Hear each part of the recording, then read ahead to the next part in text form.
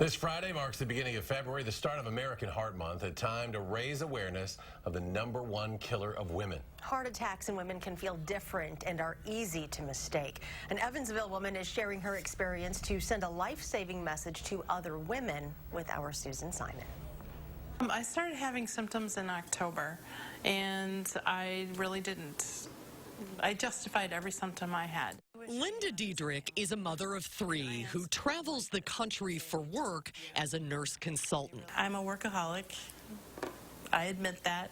I was supposed to be at work that morning, and all that went through my head was, oh my gosh, I can't miss work. At 51, active and healthy, a heart attack was the last thing on Linda's mind. I had shortness of breath when I would be walking through airports, so I figured it was the difference of altitude. Then I would be tired and exhausted, and I figured it was the time changes because from East Coast to West Coast, so I figured it was the traveling.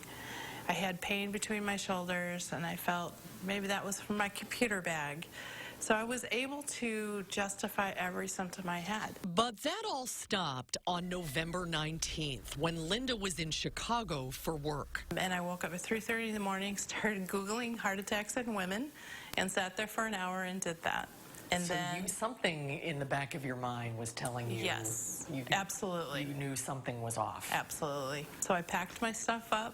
I got myself down to my car, and I drove myself to the hospital, which I absolutely do not recommend. By the time I got into the ER, I was able to say my name and that I was having a heart attack, and that was about all I could get out. Linda's blood work and EKG were normal, but she advocated for an angiogram, a medical imaging technique used to visualize the inside of the heart. I really, really believe in angiograms, and there's a family history reason why that I do.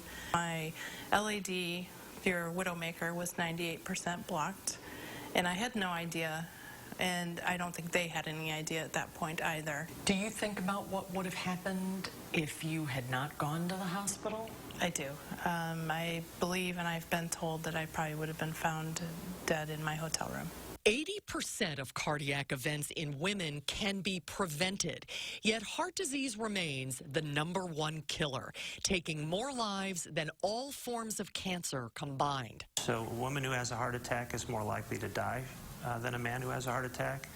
And within a year after a heart attack, a woman's risk of having another heart attack or dying is much higher than a man's risk of dying. So it's a more lethal event in a woman. Dr. Thomas Wallhouse is Linda's cardiologist at Unity Point Health Meriter. Women oftentimes have more atypical symptoms than men. And women, sometimes they're just short of breath, or sometimes they're nauseated, or sometimes they have back pain. Dr. Wallhouse says it's important for women of all ages to know their numbers. Your cholesterol numbers, your blood pressure numbers, your BMI, and take your health seriously. So there's a lot you can do that's not medications. There's exercise, adequate sleep, healthy relationships, mindfulness and meditation. These are all things that can be done outside of the clinic that are important. Family history is another major risk factor that Linda learned with the tragic passing of her cousin's husband, Keith. He was out running. He's 57 years old and had a massive heart attack and passed away.